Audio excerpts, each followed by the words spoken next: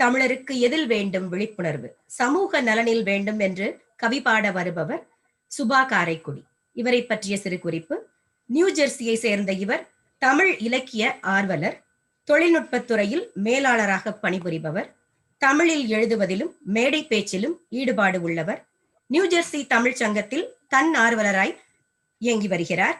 அங்குள்ள தமிழ் பள்ளியில் ஆசிரியராக பணிபுரிந்தவர். மின்னிதழில் துணை ஆசிரியராக பணியேற்றிருக்கிறார். இவர் வானொலியில் நிகழ்ச்சிகளையும் நடத்தியவர். மனிதம் மறக்கப்பட்ட சமூகம், மனித நேயம் மறைக்கப்பட்ட சூழல், தன்னலம் மட்டுமல்லாது சமூக நலத்திலும் காட்டுவோம் விழிப்புணர்வுன்னு பேச வராரு. வாங்க. நன்றி ஆனந்தி. அன்னை தமிழே, இனிமை தமிழே, பரணி கண்ட பைந்தமிழே வணக்கம். மெய்நிகர் அவையை நிறைக்கும் தமிழ் சான்றோருக்கும் மடை திறந்த வெள்ளம் என கவிதை படைத்தும் சமூக நலனுக்காக போராடி சுமூகமாக வாழ வழிவகுக்கும் நடுவர் சல்மா அவர்களின் தொலைதூர காதலியாகிய எனது நெஞ்சார்ந்த வணக்கம். கவி வாசிக்கவிருக்கும் இந்த சுபா கையில் எடுக்கவில்லை வெண்பா, புது கவிதையாய் சமூக நலன் விழிப்புணர்வு வாசிப்பால் அன்பா. அணுக்களின் கூட்டமே அகில உலகமும், இதில் காக்கை குருவிகளும் அழகு பூக்களும் அருவிகளும் அண்டை வீட்டாரும் அடுத்த சந்ததியினரும் அனைவரும் உள்ளடங்குவர். அணுக்களின் கூட்டமே அகில உலகமும். தமிழன் என்றோர் இனம் உண்டு, தனியே அவர்க்கோர் குணம் உண்டு என்ற நம் நாமக்கல் கவி சொல்லுண்டு. பாருக்கு நாகரிகம் கொடுத்த இனம், தொழிலில் ஏற்றம் பெற்ற இனம், கூட்டுயர்வால் நாட்டுயர்வுற்ற இனம், கல்வி கேள்விகளில் சிறப்புற்ற இனம், யாவற்றையும் தொலைத்தது நம் ஈனம், யாவற்றையும் தொலைத்தது நம் ஈனம். விழிப்பாய் தமிழா, வேண்டும் சமூக நலன். அறம் அடித்தளமாய் வடிவமைக்கப்பட்ட நம் இலக்கிய வாசல் பிரிவினையின் எச்சிலால் அச்சுறுத்தப்பட்ட சமூக வாசலாய் மாறிவிட்டதென்ன? நில எல்லைகளை மீறி 2000 ஆண்டுகளாய் ஈரடி அட்சய பாத்திரமான பொது மறையாய் பொழிந்த திருக்குறள் வெறும் வார்த்தைகளாகவே நின்று விடுதல் சாபம். பொதுமறையாய் பொழிந்த திருக்குறள் வெறும் வார்த்தைகளாகவே நின்று விடுதல் சாபம். அண்டை வீட்டு பசுந்தரு ஒன்று பதமாய் உறவாட விரிந்து வருகையில் அக்கரையில் படர்ந்த பாகர் கொடிக்கு இக்கரையில் பந்தலிடுவானேன் என்று அக்கறை இல்லாமல் அழித்து விடுவதேனோ. அலைபாய்ந்த இடத்தில் அறுபட்டு பூமியின் காயங்களால் விரிசல் விட்டு நீரும் இன்றி வேரூன்ற மண்ணும் இன்றி நிற்கதியாய் நிற்பது இயற்கை மட்டுமல்ல, மனிதகுல எதிர்காலமும் தானே. நீரும் இன்றி வேரூன்ற மண்ணும் இன்றி நிற்கதியாய் நிற்பது இயற்கை மட்டுமல்ல, மனிதகுல எதிர்காலமும் தானே. எவர் சரி எவர் தவறு, எப்படி கூடுவது எப்படி வாழ்வது என்பதிலேயே வெட்டுக்குத்து நடத்தி பயணத்தை பாதியிலேயே சிதைக்காமல் நல்லதொரு சமுதாயம் படைத்து மானம் என்ற சொல்லின் மீது சுமை ஏற்றி எந்நேரமும் கைகளில் ஏந்துவதை உடைத்தெறிவோம். கௌரவ கொலையில் கௌரவத்தின் அர்த்தமிழந்து போவதை மனதில் ஏற்றி மனனம் செய்து மதிப்பெண்ணாய் மாறிவிட்ட பிறப்புக்கும் எல்லா உயிருக்கும் வாசகத்தை உயிர்த்தழச் செய்வோம்.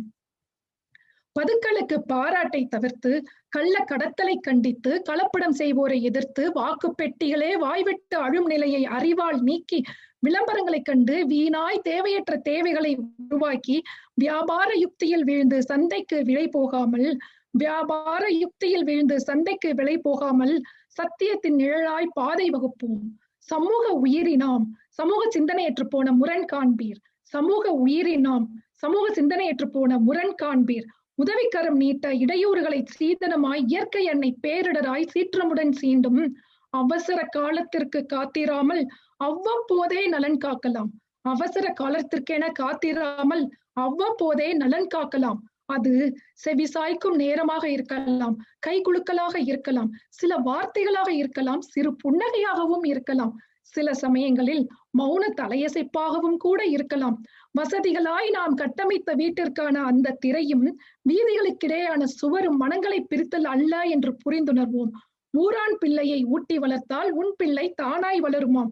என் குலம் என் மக்கள் என்று தன்னை மட்டும் பாராமல் வானையும் மண்ணையும் தாண்டி அகண்ட பால்வெளியில் அனைவரும் ஒன்றென அறிவும் விரியும் வெறுப்பில்லா சமூகத்தை பொதுவாக்கிட மறுப்பில்லாததனை ஏற்றுக்கொண்டால் யாவருக்குமான உலகமாகும் இவ்வுலகம்.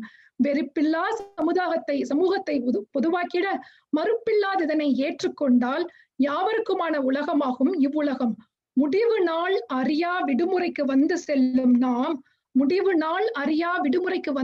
நாள் இப்பூமியில் அடுத்தவர் என்ன செய்யக்கூடாதோ அதை நாமும் மற்றவர்க்கு செய்யாதிருந்து நல்லெண்ணத்தை விதைத்து பாரெல்லாம் விருட்சமாக்கி மரம் முதல் மனிதம் வரை பாதுகாத்து ஆறாவது அறிவால் அழியா உலகம் படைப்போம். புரட்சி போராட்டம் என்றெல்லாம் பெரும் வார்த்தைகளோ எட்ட முடியாத இலட்சியங்களோ இல்லை.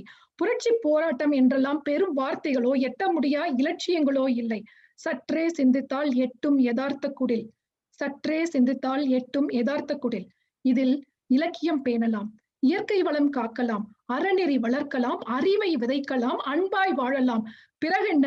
சமத்துவம் கைகோர்க்கும், மதம் பிடித்தோடும், பண்பாடு பண்பட்டுவிடும், கல்வி ஞானம் வளர்ந்துவிடும், பெண்ணியம் தேவையற்றதாகிவிடும், உறவுகளும் ஒன்றாகி விடுவர், அரசியல் அர்த்தமற்றதாகிவிடும்.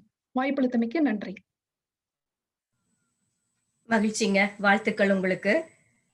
அவசர காலத்திற்கு காத்திராமல் அவ்வப்போது சிறு அக்கறை சமூகத்தின் மீது காட்டுவோம்னு அழகா சொன்னீங்க. சல்மாமா என்ன சொல்றாங்கன்னு கேட்போம், வாங்கம்மா. இன்னைக்கு நம்ம கிட்ட இருக்கக்கூடிய பிரச்சனைகளை ஒட்டுமொத்தமா அவங்க சுட்டி காட்டியிருக்காங்க கவிதைக்குள்ள. குறிப்பா யாதும் ஊரே யாவரும் கேளீர் என்று சொன்ன ஒரே ஒரு இனம் இதுவாதான் இருக்கும். அதாவது எல்லாரையும் ஒன்னாக பார்க்கக்கூடிய ஒரு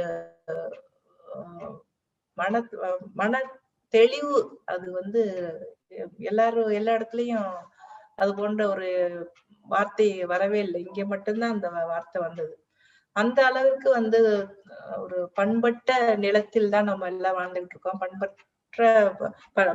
அதாவது பண்பட்ட ஒரு இடத்துல இன்னைக்கு பண்புற்ற சில விஷயங்கள் இங்க நடந்துகிட்டு இருக்கு. அதையும் அவங்க குறிப்பிட்டு சொல்லியிருந்தாங்க. குறிப்பாக கௌரவ கொலை அப்படிங்கிற ஒரு விஷயம். கௌரவ கொலை அப்புறம் தமிழர்களுடைய அடையாளங்கள்ல இன்னைக்கு ரொம்ப சினிமா வகிக்கக்கூடிய ஒரு மூழ்கி கொண்டிருக்கக்கூடிய ஒரு நிலையை நம்ம பாக்குறோம். இது எல்லாமே இன்னைக்கு நமக்குன்னு இருந்த தனி அடையாளத்தை மழுங்க செய்யக்கூடிய ஒண்ணாவோ அல்லது புரட்டி போடக்கூடிய ஒண்ணாவோ இருக்குங்கிறதுதான் உண்மை. அதுல இருந்து நம்ம எப்ப வெளியே வர போறோம் அப்படின்னு தெரியல. ஏன்னா மிக ஆபத்தான ஒரு காலகட்டத்துல நம்ம நோக்கி போறோமோ அப்படிங்கிறத ஜாதி சார்ந்து இன்னைக்கு நடந்து கொண்டிருக்கக்கூடிய இந்த ஆணவ கொலை, நம்ம கௌரவ கொலை அப்படிங்கிற வார்த்தையை நம்ம தவிர்க்கலாம் நினைக்கிறேன். ஆணவ கொலைன்னு சொல்லலாம். அந்த ஆணவ கொலை இன்னைக்கு மிக மிக பெரிய அளவுக்கு பகிரங்கமாக காவல்துறையுடைய அனுமதியோடோ அல்லது பொதுமக்களுடைய அரசனுடைய ஆதரவோடய நடந்துட்டு இருக்கக்கூடிய நிலையை நம்ம பாக்குறோம். நம்முடைய தமிழர்களுடைய பண்பாட்டில் அந்த பண்பாட்டில் அல்லது நம்முடைய வாழ்க்கை முறையில இது போன்ற விஷயங்கள்ல நம்ம வெளியில் வர வேண்டிய, போராடி விழிப்புணர்வை உருவாக்கக்கூடிய அல்லது போராடி வெளியில் வர வேண்டிய ஒரு காலகட்டமா இருக்குன்னு நான் நினைக்கிறேன். அவ்வப்போது நம்ம சில பேருக்கு காத்துக்கிட்டு இருக்காம அன்பை கொடுக்கலாம் அப்படின்னு சொன்னாங்க அவங்க அந்த கவிதைக்குள்ள. முகக்கவசத்துக்கு இவருடைய வசந்தகுமாருடைய ஒரு கவிதையை நான் இங்க சொல்லலாம்னு நினைக்கிறேன்.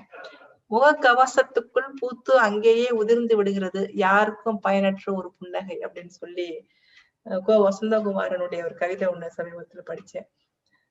அப்படிதான் இன்னைக்கு நம்ம நம்முடைய முகக்கவசம்ங்கிறது நமக்கு ஆறுதல் தர முடியாத அல்லது நம்மை அடுத்தவர்களுக்கு நம்முடைய சிநேகத்தை தர முடியாத ஒண்ணாக இந்த காலகட்டத்துல நம்ம வாழ்ந்துகிட்டு இருக்கோம். நண்பர்களை நம்ம சந்திக்க முடியாத ஒரு காலகட்டத்துல வாழ்ந்துகிட்டு இருக்கோம். அல்லது யாரையும் தொட்டு பார்க்க கூடாது அல்லது அரவணைச்சுக்கிற கூடாது அப்படிங்கிற ஒரு காலகட்டத்துல வாழ்ந்துகிட்டு இருக்கோம். ஆனா அது எல்லாத்தையும் நம்ம இல்லாம அது கோவிட்ங்கிறது மட்டும் இல்ல, நமக்குள்ள இருக்கக்கூடிய மனத்தடைகள், விருப்பு வெறுப்புகள், ஜாதிய ஏற்றத்தாழ்வுகள், இப்படி பல்வேறு விஷயங்கள் நம்மிடம் இருக்கக்கூடிய உயர்வான தன்மைகளை இன்றைக்கு மாற்றக்கூடிய ஒண்ணா இருக்கு. அதுல இருந்து நம்ம வெளியில வர வேண்டிய விழிப்புணர்வை நம்ம விவாதத்தை நம்ம தொடங்கணும்னு நான் நினைக்கிறேன்.